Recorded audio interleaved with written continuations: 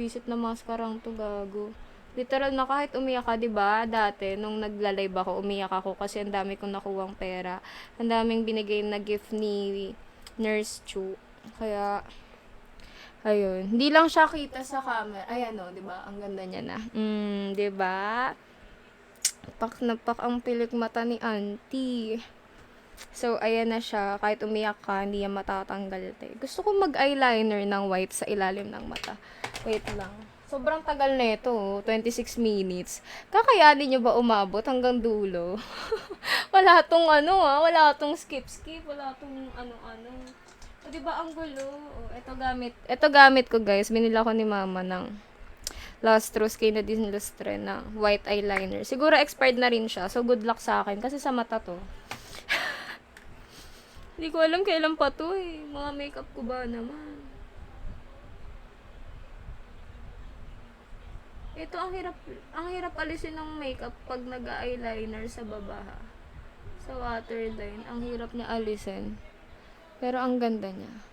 'Di ba? Literal na white eh. Ang pangit ko ata dyan. Sige, yaan yun. Gawin niyo na lang akong meme.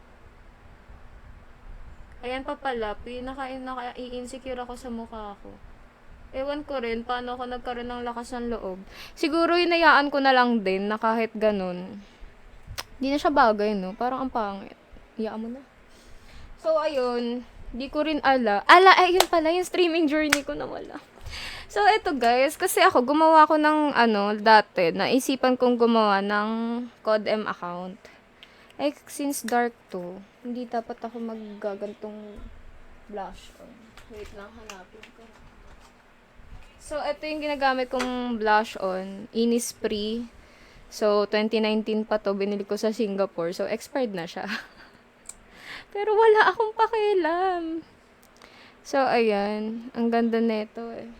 Actually, nagkamali nga ako ng pili eh. Kasi gusto ko talaga pang lip tint. Naging pang blush ko na lang siya, te. Tapos, anong gagawin ko?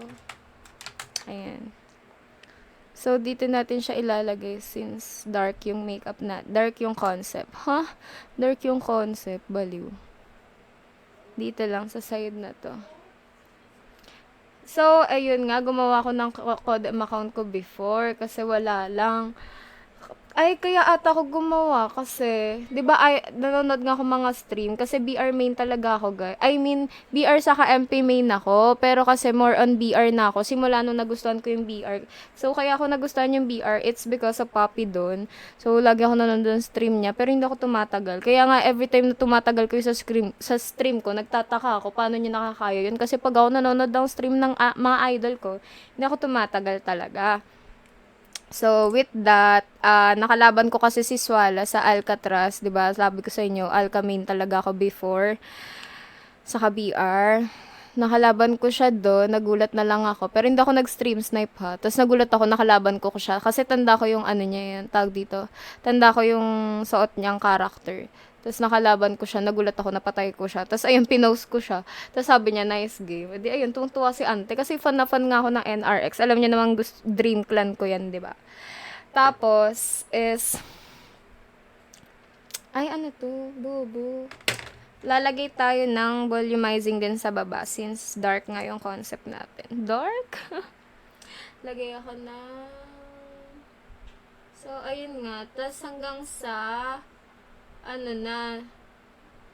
todo edit pa ako nun, ma-post ko lang yun, tapos nag-comment pa ako sa live niya, sabi ko, nice game idol, tapos pinansin niya ako, tuwang-tuwa ako.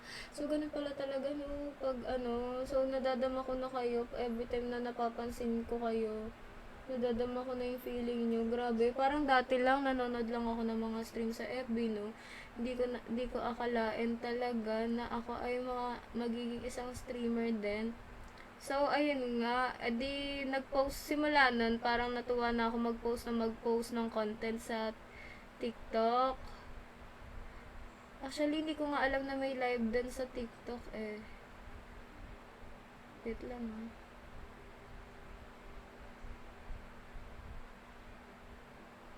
Kasi ang alam ko lang talaga na live sa TikTok, ang alam ko lang sa TikTok yung live na naka-camera lang gano'n. Hindi ko alam na may stream. So with that, nag-post ng content hanggang kasi nga sabi ko sa sarili ko, actually before ko like tag dito, niloloko ko sila mama, what if mag-stream ako kasi sayang naman yung skills ko. Kasi ewan ko, nagagalingan ako sa sarili ko, like sa BR talaga most especially nga. Kasi grabe yung kasi 'di ba dahil nga nanonood ako kay Papi doon, natuto ako sa kanya sa mga ginagawa niya, ganun ganyan. So pag naglalaro kami ng mga tropa ko dati, yun. Tapos dati napagkakamalan akong compe player. So parang yun yung nag-ano sa akin na parang gusto ko mag-stream dati. Gusto ko talaga niloloko ko sila mama pero yun nga wala naman akong equipment or whatsoever para mag-stream. Pero yung pagpo-post ko sa pero joke ko lang talaga yun Actually, meron akong page. Ito yung Yericod M sa Facebook. Actually, hindi siya Yericod M before. That was MJ Biu dati yung name niya. So, trip ko lang siya. Kasi ayoko nga mag-stream kasi malalaman ng mga pamilya ko, ganto ganyan. Makikita nila, nagmumura ako, ganto ganyan. So, malalaman nila yun sa FB, di ba? Kaso, yun nga, kasi diba sa FB meron yung i-invite mo yung friends mong i-like. Tapos ayun, nalik ng mga pamilya ko. Tapos doon, ang ginagawa ko, nag-i-stream champ ako. Tapos, wala lang, ako lang yung nakakanood, pati mga kaibigan ko nung stream na yun sa FB. Which is yun nga yung Yericod Ako lang nakakanood sa kasi nga, yun nga, para lang ma-record ko yung gameplay ko. Kasi nasasayangan talaga ako sa gameplay ko sa BR. Kaya nire-record ko siya gamit yung stream champ nga sa FB. So, ayun. Tapos yung pagpo-post, so ayun, wala lang, trip lang talaga yung sa FB. Wala lang talaga siya, hindi ko siya balak palaguin kasi ayoko nga malaman ng mga pamilya ko. So, yun, hindi ko siya ganun. Talagang literal na pang-record ko lang si ante. Hanggang sa nag-post nga ako sa TikTok kasi trip ko lang din. Trip ko lang talaga lahat, guys, promise. Hindi ko ine-expect lahat ng to kasi hindi ko talaga siya pinlano kasi nga 'di ba second year college ako, te. Tapos tingin mo magkakaroon ako ng time sa ganyan. Tapos hanggang sa nagulat ako, sabi ko, hala dumami yung views. Yun yung voice over ko na video, yung turuan ko kayo mag-BR, ito. So, turuan ko kayo mag-solo squad, yun yung sabi ko doon sa video na yun. Tapos ang cellphone ko pa nun is yung sa iPhone ko. Actually, kasi naglalaro din ako sa iPhone ko before nung hindi pa siya full memory. Kasi full memory kasi siya. Eh, hindi na ako naglalaro sa cellphone. So, naglalaro din ako dyan dati. Hanggang sa, nagulat ako, ang daming ang daming kasi yung humor ko nga lumabas dun sa video na yun. Sabi ko, hala, ang dami. Tapos dumami followers ko, ganto ganyan. Sabi ko, hala, what if mag-post pa ako na mag-post ng mga voice overs? Hanggang sa ayan, every voice over, dumami yung followers ko. Ang daming nanood, ganto ganyan. Tapos, yun, nako-compliment nila ako. Ang galing ko daw mag-BR, ganun. Daig ko pa sila, ganyan. Tapos, hanggang sa nag 1K ako, nagulat ako, pwede mag-live. Noon, that was last year lang pwede pala mag-live, ganun, ganyan. E di, ayun, tinry ko. Sabi ko, try ko nga mag-live, no? Tapos, ayun, kung malalaman nyo yan, nasa Yericod M ko yan na account. Yericod M ko na YouTube. So, itong account na to, hindi ko to Yericod M na YouTube account to. Iba na to, MJ na name na ito. So, nandun yun yung mga first, mga una-una ko pang stream, nandun siya, te. So, dun yung makikita na sobrang shy type ko pa. Kasi di ko naman ina-expect nga. Di ko talaga alam, literal, na may live stream sa TikTok. Nakikita ko lang dun si Kuya Nab. Simula nung nag-live ako, nakita ko dun si Kuya Nab. Si Kuya Nab nga lang nakikita ko dun Tapos, ayun, wala na. Tapos, hindi ko talaga ina-expect na ganito, nadadami yung mga manonood sa akin. Alam mo yun, sobrang naging komportable ako. Tapos, lagi ako nag-BBR, nakikipag-viewers game ako before. Kasi hindi pa rin naman din madami yung ko noon, mga nanonood. Pero pag BR, ang daming nanonood ng live ko. Tapos grabe yung mga compliment na natatanggap ko. Kaso kasi kaya ngayon hindi na ako nag-BR. Natatagalan ako sa gameplay ng BR. Tapos yun nga, mga viewers ko kasi ayaw nila ng BR. More on MP talaga sila. Tapos, ayun, with that, grabe yung journey. Tapos, alam mo yung inaraw-araw ko na siya natuwa na ako, ang sarap pala sa pakiramdam mag-stream, ganto ganyan, na may nanonood, na may nagko-comment, ganun ganyan, hindi ko akalain na ganito mangyayari sa buhay ko. So, ayun, sobrang grateful ako na ito na, nakarating na ako sa ganito, pero wala pa rin naman ako nararating. I mean, natumagal ako. And talagang naging party na siya ng buhay ko din. And ayaw ko na siya alisin talaga. Kaya ayun, lagi ko sinasabi sa inyo is wala talaga imposible sa mundo. Kasi, ano yun? Anong tawag doon?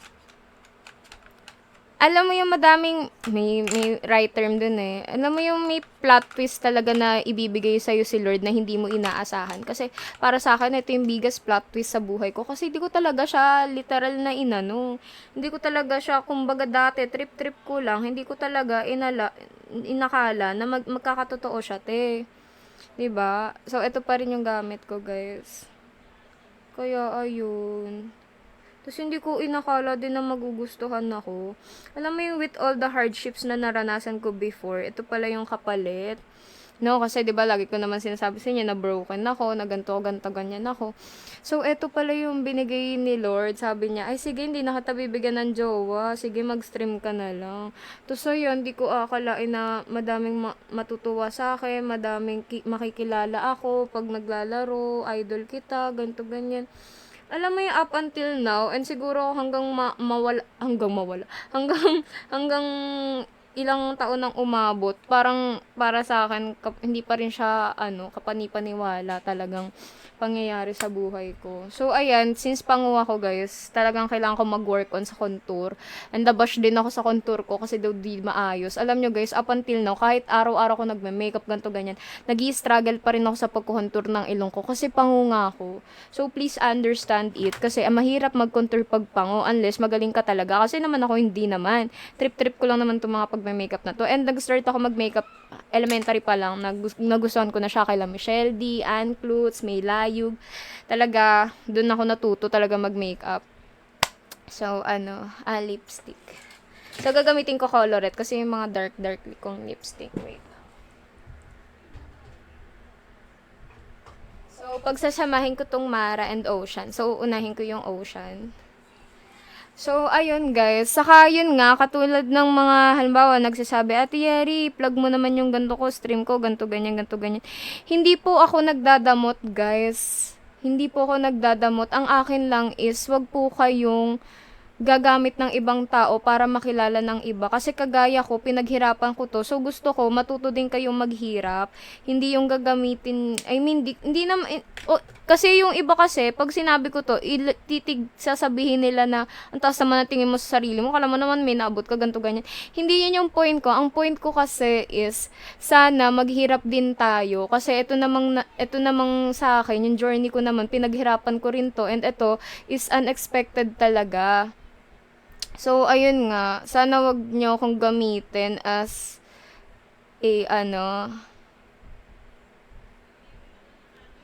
para anuhin din kayo ng ibang tao.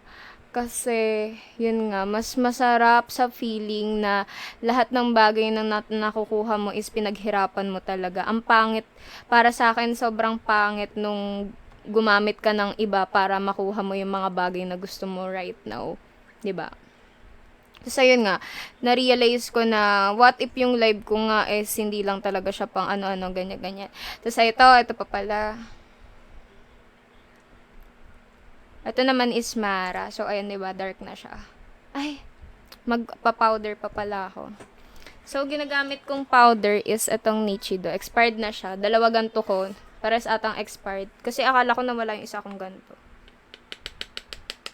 Hindi muna ako, ang ginagawa ko dito sa Get Ready With Me na setting powder, ginagawa ko sa kanya is pag na lang nag-oil up na ako, dun ko siya nilalagay sa mukha. So, pag ganyan, nilalahat ko. Kasi oily nga akong tao. So, nilalahat ko siya, guys. Diba? Yeri Espasol. Tapos, ano pa? Wala na pa sasabihin ko. Grabe, abot ata to ng 1 hour. K-drama yan, te. Daldal kasi. Ewan ko na lang congrats sa mga katapos na itong video na to. Congrats talaga sa inyo. No cuts talaga to, be. Congrats, guys. Umabot kayo rito. Kasi gusto niya makeup tutorial eh. O, ayan. Ano sasabihin ko? Ano ba last kong sinabi? Hindi naman kasi pwedeng i-replay yun. Ano ba sabi ko? Ano masabi ko? Oh, kang ina. Ang hirap maging madaldal, no? Kaya hindi ako nagkakajowa eh. Napakadaldal ko kasi, te. Hindi na sila nakakapagsalita dahil sa akin. Sarap. Pero yun nga guys, if everyone na gusto nyo mag-stream, ganto ganyan, ang masasuggest ko lang is magpakatotoo kayo. Ayun, yun nga pala, parang sinabi ko na lang na, what if hindi lang ganito yung stream ko, like magturo-turo din ako, ganito ganyan, since, ayun nga, ako kasi yung tipo na tao na sobrang daming nasasabi. So, sayang naman bunganga ako, 'di ba? Charot. So, ayun, tapos, wait lang. Ito kamo, hindi ko maramdaman na may lumalabas sa ano niya. Sobrang fine niya, unlike dun sa Dazzle Me. Ito yung sinasabi ko sa inyo, hindi naman siya effective sa akin. Ewan ko ba guys, ewan ko, hindi siya effective. I mean, naglalas naman talaga yung makeup ko. Ang sinasabi ko is yung sa face mask. Yun kasi yung ayaw ko, yung dumidikit sa face mask. So, nadikit pa rin siya sa face mask. Pero konti-konti lang din naman. Pero ayoko kasi ng ganun. Tapos eto, tinry ko siya. Ewan ko kasi, parang wala kasing lumalabas sa kanya. Nas nag-face mask ako, pumasok ako sa school. Ang dami niya, te. Ang daming nag-transfer. So, sabi ko, teka, pag bibigyan kita chance, tatry ulit kita. Kasi ewan ko, guys. Sa akin lang ba, nagta-transfer to? Kaya maliit lang binili ko eh. Kasi mamaya hindi rin siya okay eh. Wait lang ah.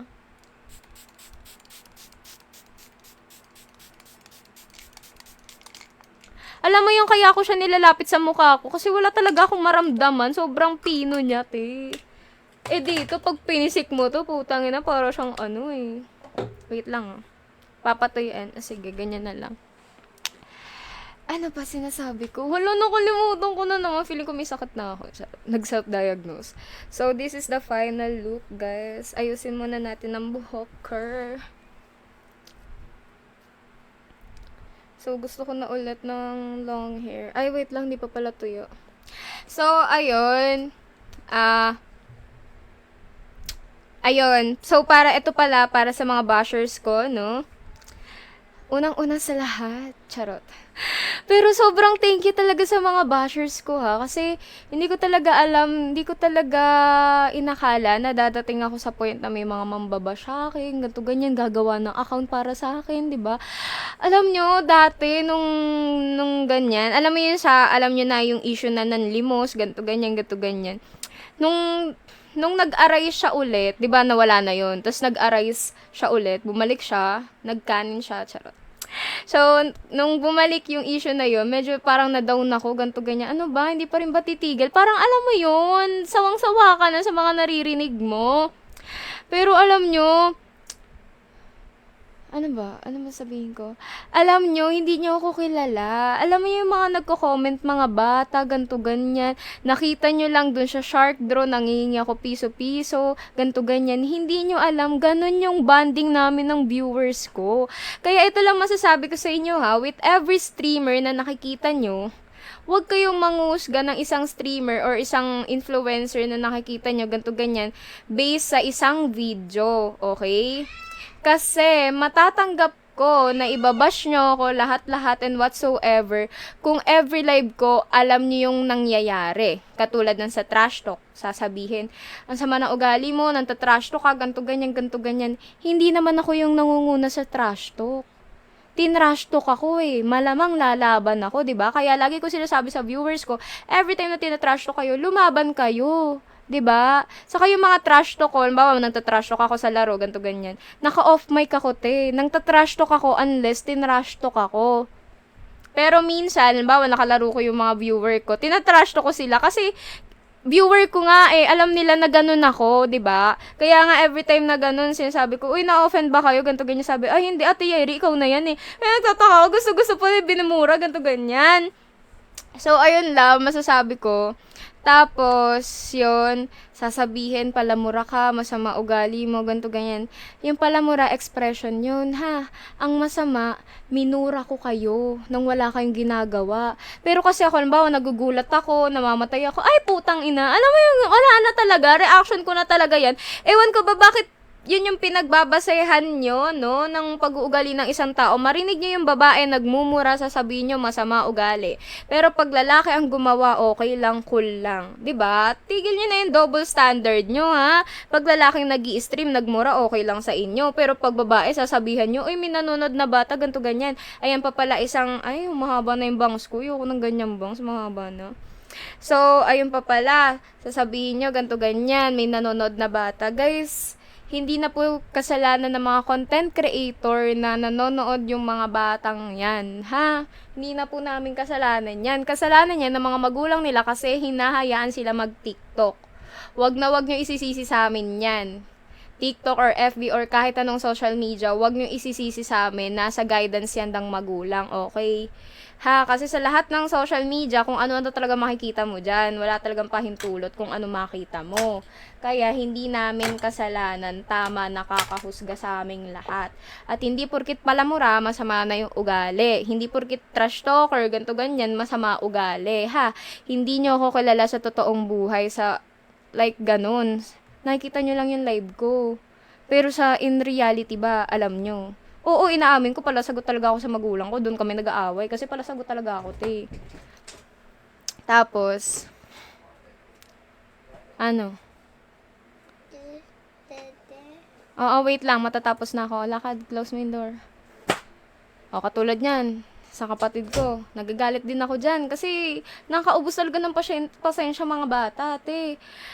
Alam mo yung kahit ayaw mo magagalit ka. Tapos ito pa pala yung bangs ko. Ha, tama na please. Sadya yung bangs ko. Kaya ganyan ako mag-bangs kasi kulot nga ako, guys. Labas ka na. Titimpla nga kita. Matatapos na ako.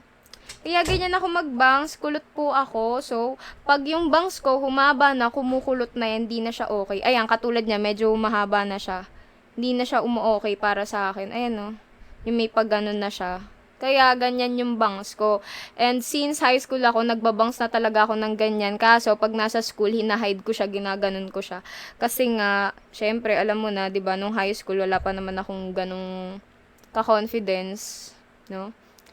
So, hindi pa dito natatapos ang buhay ko, no? Charot. Pero kasi 47 minutes, no? Putang ina. May nag-stay ba dyan? 47 minutes. So, ayun.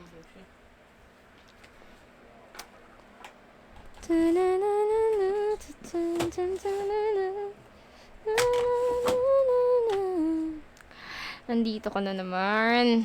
Labas na muna, Saya. Matatapos na nga.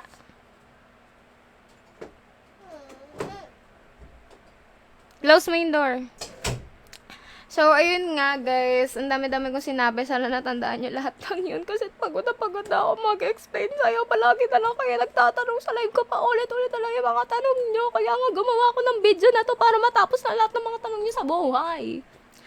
So, ayun nga, katulad ng sinasabi ko, hindi ata ako natapos dito din sa mga issue. So, if ever magkaroon ako ng issue before, alamin nyo muna yung buong storya, no? Huwag kayong one-sided, ganto ganyan. And wag nyo rin akong kakampihan pag alam nyo nasa mali ako. Kasi ayoko ng ganun. Correct me pag nagkakamali ako. So, ayun lang guys. This is me, MJ, no? Ang pangit. Gusto ko lang tatawag ako MJ, yung mga pamilya ko. Pag ako nagtatawag doon sa sarili ko ng MJ, ang pangit. So, this is me, MJ. Na parang Jericho din naman ang ugali. Halos same lang din naman kasi ang problema mo lang kay MJ nga is yun nga, introvert talaga siya. Pero pag nilabas niya na yung side niya, ito na yun, yung Jericho yung tinatagong side na ano. So, madami tayong mapagkukwentuhan. Kaso, 49 minutes na to. Abot ng 50 minutes. So, ayun. That's all for today, guys. Thank you for listening. Thank you. I hope you'll learn something from me. Charot. So, ayun. Bye-bye. See you on my next video, mga pag-uusap. Dito lang tayo mag-uusap. Hindi ko kasi kaya mag-vlog, no? So, bye-bye. Kailangan natin ng thumbnail. Wait lang. Ang laki ng mukha ko.